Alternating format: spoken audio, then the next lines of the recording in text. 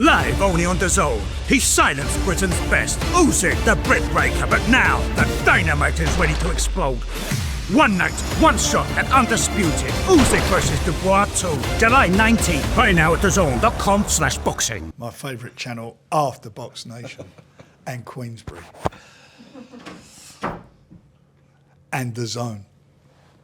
Slipping further and further down the list. Yeah, well, got to look after our partners. Oscar Bevis for the Stomping Ground, powered by Wow Hydrate and available on DAZN, fresh from New York, Mr. Frank Warren. Joins me. How are you, Frank? Say it again, mate. How are you? I'm good. How are you? I'm all right, mate. I'm all right. I want to know if you've got any tips for jet lag, because you walked in and I thought you were going to be a bit, I know it's a big week, a bit lethargic, but you got a spring in your step, Frank. And oh, we had a win. Gets you going. If you want a cure for jet lag, make sure your guy wins. Yeah. Simple. Simples. Well, it's a big week, like I said, but it'd be wrong of me not to kind of dedicate the start of this to Hamza. Just with the way he dealt with everything, he had a very mouthy opponent in front of him. There's a lot of pressure in terms of headlining in the States. I see a lot of experts stateside saying they thought Berlanga could win by knockout. To deal with all of that and put in that performance, just how good was that? It was good, and we believed in him. That's why we made the fight, and he done a job. He done a job in a really good fashion. You know, as you say, Berlanga, he is a puncher. He stopped 16 or 17 in the first round. Obviously backs himself, loves himself, and believed that he was going to intimidate Hamza, which he didn't manage to do. Coming off of going the distance with Canelo, so he was pretty confident where he was at.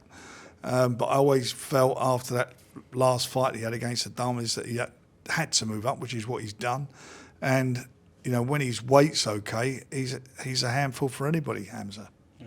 Did it remind you a little bit of DAZN Kevin Kelly all those years ago? You got a mouthy New York native one side and your guy coming in doing the business. It was the only difference was he didn't have to get off the floor to win. But look, going into the other guy's backyard is always tough. But if you believe in your fighter and you feel the match is right, then you do it. And it turned out the right decision. I saw there was a little dig on Twitter. I don't know if it was from you or one of your others about him wearing the Tottenham shirt. No, that was from me. That was a bit of fun. I was going to say, perhaps he didn't understand that in England, turning up to someone in a Tottenham shirt's not the right way to go about things if you're looking to come away with a win. But well, anyway, look, I'm gonna buy him a new one, the new Caesars one, to send it to him. You should just change that for an Arsenal shirt now. Did you see Oscar's video on the private jet? No, I didn't. No, can I show you it? Come and show me. What's he say? So if I can just... Oh my God! Shiraz, congratulations! Berlanga! Oh my God, you got knocked out! Oh my God! Oh, something Canelo Alvarez couldn't do.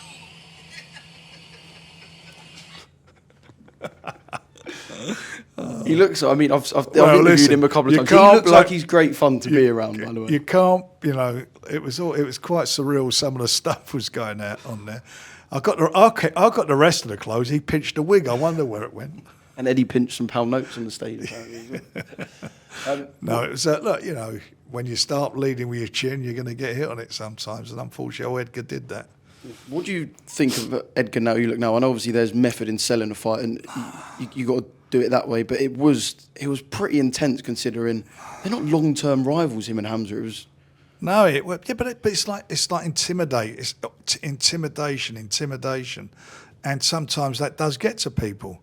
And to get someone, and that's why he handled it so well. He kept cool. I think I got more aggravated by it than he did.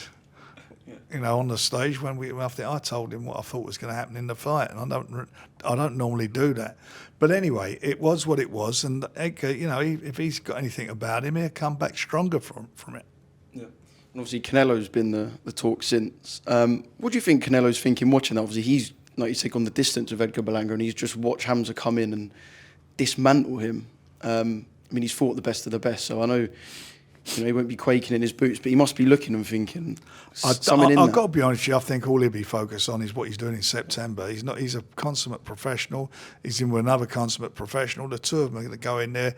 It's a defining fight in their careers, isn't it? It's going to be their legacy, that fight. So who's going to come through it?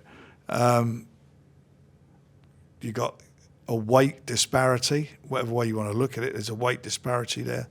How's Crawford going to deal with that? We will see. And but whoever wins, I have no problem in getting Hamza in the ring with one of them. Yeah, I was going to say, is it not destiny in a sense, but I know how much obviously you've put into and believe in Hamza. I know his excellency. He's kind of become a little bit of a poster boy for Riyadh season. He's a Riyadh season ambassador as well.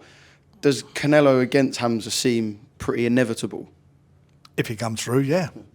Yeah, definitely. Definitely. He's another one that's beat all the Brits he's fought.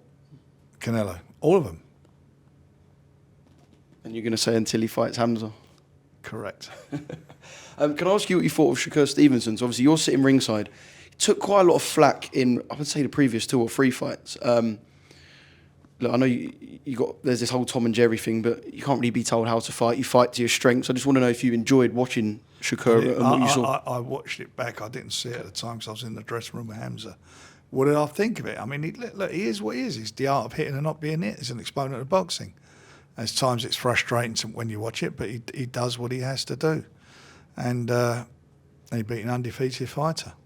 Yeah. Going back to Canelo, he's put $500,000 on Oleksandr Usyk. Someone just told me. Yeah, good luck to him. Good luck to him. You know, he's no, not good luck to him. Sod him. Does Daniel have, and it doesn't mean he can't win the fight on points, but does he have a window of opportunity, perhaps between, let's say, 1 and 6, where you're like, that's where you're dangerous. You're most dangerous. No, I think he's dangerous anytime. Look, he's a much better fighter, but he did show that with Miller. You know, and until and even with the eye problem he had against Joe Joyce, he was up on all the round card, on the judges' scorecards. Do you think rematches favour the puncher or the boxer? It favours the person who's learnt from it. You know, he's not a one-trick pony. He can box. He's got a great jab. That's how he. But that was the tool that actually took his next three fights. That took the guys apart. That's what he was winning the fight with a jab. He worked behind his jab against Miller, and the second one in with Hergovich. I mean, he was getting caught with those right hands, and suddenly got down to his boxing and started doubling his jab and letting his right hand go, and he busted him up. And he certainly controlled the fight from the first round with AJ, again with his jab. Do you think there's... I don't really know how to word this, because Daniel looks so unfazed. We saw his ring walk against AJ. It looked like he was just walking to the shops, right? But you also have got to be aware of what's in front of you, which obviously he was. How does he sit with, like, being concerned about fights or thinking about fights? Because he looks so unbothered. But of course you have to know that the guy in front of you is one of the best ever. He knows what's in front of him. He shared the ring with him. But he knows he can hurt him, which he did do. And he knows what the fight's going to be. This fight for him is going to be... He's not in with no slouch. He's in with a guy, you know, who's considered to be the best heavyweight of his generation. That's how it is with the results that he's got. Can Daniel beat him? Does he have the tools to beat him? I believe he does have them. If we fast forward to Sunday morning, Daniel was knocked out Oleksandr Usyk. Stature-wise, I mean, he'll be the best heavyweight in the world, if that's the case. Stature-wise, has he hit that AJ Tyson Fury A-list mainstream celebrity If he wins that, if level, he does the job, he's done something no one's done. He's unified 4 belts. No Brits ever done that in the heavyweight division. Where would that rank for you in your achievements and bringing through a fighter? That's the achievement, isn't it? It's you know, he's beat a guy who's found a way to beat everybody, and a class operator. You know, he's not just done it in the heavyweight division. He's done it. He won the 4 belts in the cruiserweight division. He's an Olympic gold medalist. He ticks every box. He's a warrior. Do you ever put your feet up and think about the journey you have with fighters, and especially Daniel to this point? Sometimes, I mean, you know, you wait till he hangs up the gloves. I'm surprised how quick it's all gone. You know, he's been with us nearly 10 years now. It's 9 years. Yeah. I mean, you know, when I look back at that kid, that 17-year-old kid, it's amazing where we're at with him now. How enjoyable were those early days? I remember just going to, so you're fighting more regularly, just going to fights that Daniel was in and just watching him lay people out. And what he was, and the power. We all know he had the power, but he's now matured mentally, which is really good. and he's more, you know, he's got a real good boxing brain. He's been doing this solidly. You know, his dad took him out of school and got him home tutored so he could train to be a boxer. That's all he's ever known his whole life. In terms of Usyk, this Alex Krasuk situation, I know he said a couple of bits, and I know we're probably not privy to the whole story. Is that a bit unsettling? No. A man who's been by his side from day dot? No? It won't make no difference to him. He's you know, you got to look at his background, where he's coming, what's happening in his country. It's not going to bother him. Don Charles, I know at the launch press conference a couple of things that he said about the low blow, but more about kind of questioning Usyk's faith and saying, look, you lied about that. I know that kind of rattled him and winded him up a bit. He walked out straight after the face-off. Can you see that being the tactic this week? Let's try and do what people can't, get under his skin and make him... That's Don and the team, and they've said what they had to say, and, you know, all that. Nothing... This guy, you might get under his skin at a press conference, but come the fight night, he's not thinking about it. He's zoned in. And so will Daniel be. If he's not, he's going to be in trouble. What sort of fight are we going to get stylistically? I think you're going to get a real good fight. I think that Usyk's going to come out and try and intimidate Daniel and put him on the back foot, and I think it's going to be bombs away from the first round. Regardless of the result, I know that obviously Tyson come out in Turkey. I was there in the media scrum, and he said, "Look, May 2026." He said, "I want the Usyk trilogy." Sorry, and then we saw May 2026 from His Excellency. Charlie spoke to Usyk yesterday, and he just laughed and said, "This guy's crazy. I don't know what he's going on about." Do you still envisage that not even Tyson returns to the ring, if he does, that it's Usyk number 3? He wants to fight, but we've got to see what happens on Saturday. It's all about Saturday. Till the outcome of that fight, we don't know where we're going. We've got mandatories are all backed up. They got to have. There's, you know, will Usyk, if he gets beat, will he want a rematch?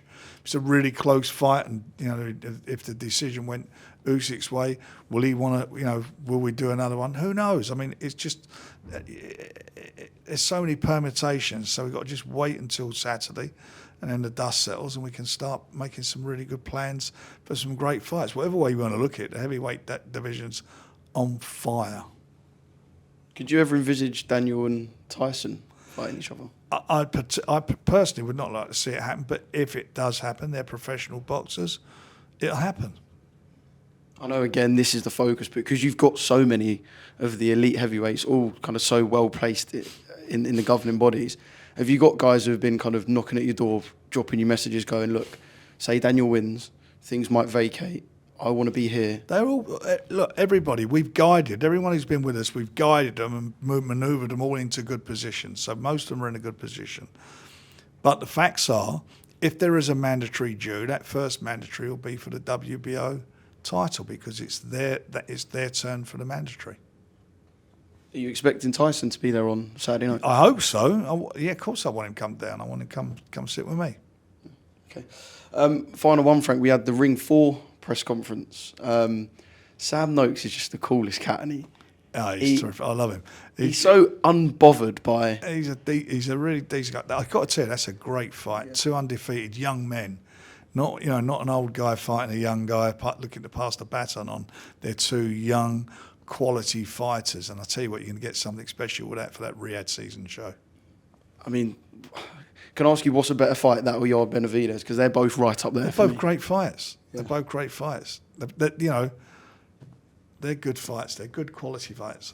You know, Anthony Yard, it's his 3rd attempt, and he should be inspired by Frank Bruno. He did his 4th attempt, won a world title. So he's in there, but he's in with a really good quality fighter in Benavidez.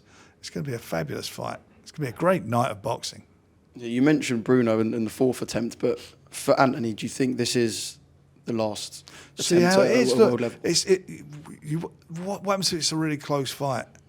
You know, or if if it's all over in 1 or 2 rounds, probably not. But if it's a very close fight, no. But we wouldn't put him in there. We didn't think he had a chance to win it. Yeah.